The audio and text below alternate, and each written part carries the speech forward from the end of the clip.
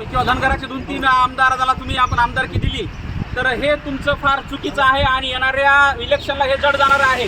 त्याच्यामुळे राज्य सरकारला हा निर्वाणीचा इशारा आहे की धनगर समाजाच्या वतीनं येणाऱ्या निवडणुकीत तुम्हाला तुमची जागा दाखवल्याशिवाय आम्ही राहणार नाहीत. तुम्ही जर आरक्षणाचा प्रश्न मार्गी लावला नाही तर येणाऱ्या ह्या निवडणुकीत तुम्हाला मूठमाती देण्याचं काम राज्यातील सर्व धनगर समाज करणार आहे.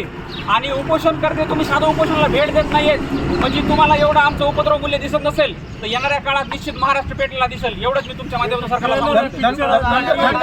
धनगर युवकांना आम्ही ह्याच्यातून सांगू इच्छितो की आम्ही सुरुवात केलेली आहे. सर्वांनी आपापल्या तालुक्यामध्ये आपापल्या जिल्ह्यामध्ये ही सुरुवात आज जर नाही केली आपण येणाऱ्या काळामध्ये हे राज्य सरकार हे सरकार आपली माती केल्याशिवाय राहणार नाही. त्याच्यामुळे सर्व माझ्या धनगर बांधवांना आव्हान आहे की तुम्ही प्रामाणिकपणे आपापल्या तालुक्यामध्ये आपापल्या जिल्ह्यामध्ये आंदोलन सुरू करावी. या पुतळा जाळण्याचं कारण किंवा हे करण्याचं कारण की गेल्या 10 दिवस झाले 10 दिवस झाले उपोषण करते बसलेले आहेत. एकही दिवस इथं राज्य सरकार येऊन कोणी दखल घेत नाही. त्याच्यामुळे पालकमंत्र्यांनी येऊन दखल घ्यावी, राज्य सरकारने येऊन इथली दखल घ्यावी ही आमची विनंती आहे. त्याच्यामुळे आम्ही ह्या गोष्टी सुरू करत आहेत. आता जर येऊन अजून बी जर नसेल त्यांना हे करायचं येत्या 2-3 दिवसामध्ये महाराष्ट्रातून प्रत्येक तालुक्यातून यांना बाकीचे त्यांचे पडसाद दिसून येतील. त्याच्याबद्दल सर्व युवकांना मी सांगू इच्छितो की ह्या गोष्टीला सर्वांनी समोर येऊन आपापल्या ताकदीने यांना धनगर समाजाची ताकद दाखवणं काळाची गरज आहे.